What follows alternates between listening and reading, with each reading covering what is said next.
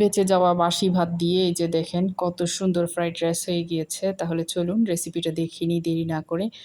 এই যে প্রথমে একটা পাত্রে আমি সয়াবিন তেল দিয়েছি, তারপর দিয়ে দিয়েছি রসুন কুচি আর আদা কুচি। এটা একটুখানি ব্রাউন করে ভেজে এখানে দিয়ে দিব আমি বেশ কিছু সবজি। সবজির মধ্যে থাকবে হচ্ছে ফুলকপি, গাজর আর হচ্ছে পেঁয়াজকলি, কাঁচামরিচ কুচি।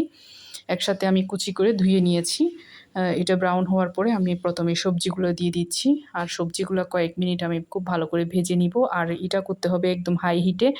যেহেতু ফ্রাইড রাইস কিংবা চাইনিজ ভেজিটেবল এই জাতীয় চাইনিজ খাবারগুলো হাই হিটে করা হয়, খুব অল্প সময়ে রান্না করা হয়।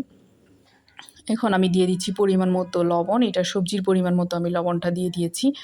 লবণটা দিয়ে আমি কয়েক মিনিট খুব ভালো করে একটু ভেজে নিলাম। নেওয়ার পরে একটা ডিম ফেটে নিয়েছি, আমি ডিমটা এখানে দিয়ে দিব। ডিমটা দিয়ে এটা স্ক্রাম্বল করে নিব। ডিমের ঝুরা যেটা, সেটা এভাবে করে আমি একটু করে নিচ্ছি। ডিমের ঝুরাটা করে তারপর হচ্ছে সবজির সাথে মিক্স করে নিব। এই যে এইভাবে করে নেবেন ছোটো ছোটো টুকরো করে। যে কোনো হাতে যে চামচটা থাকবে ওটা দিয়ে করে নিলেই হয়ে গেল।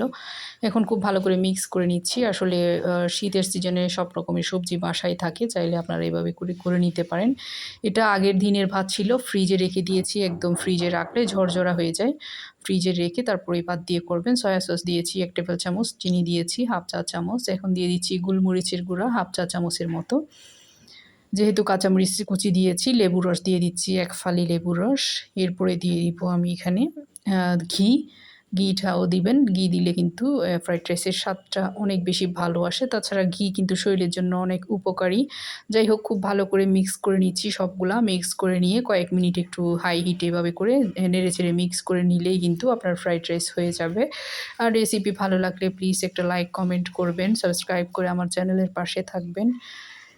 দেখেন কত সুন্দর ফ্রাইড রাইস আমার রেডি হয়ে গিয়েছে আলহামদুলিল্লাহ করে।